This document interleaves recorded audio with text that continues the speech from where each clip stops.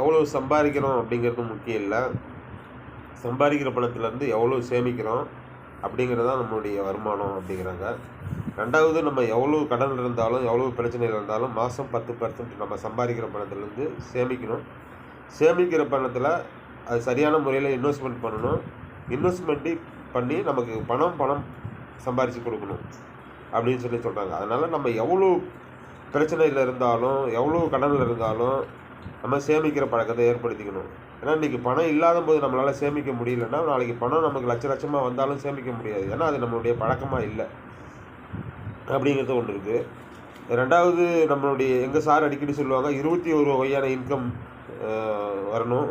நமக்கு செலவு மட்டும் பல வழியிலேருந்து வருது, இன்கம் மட்டும் வருமானம் மட்டும் ஒரு சைட்லேருந்து வந்தால் நம்மளால் எப்படி மேனேஜ் பண்ண முடியும்? அதனால் 21 வகையான இன்கம் நமக்கு சைட்லேருந்து வந்துகிட்டே இருக்கணும். அதில் முக்கியமாக 7 வகையான இன்கம் வரணும் அப்படின்னு அடிக்கடி சொல்லுவாங்க.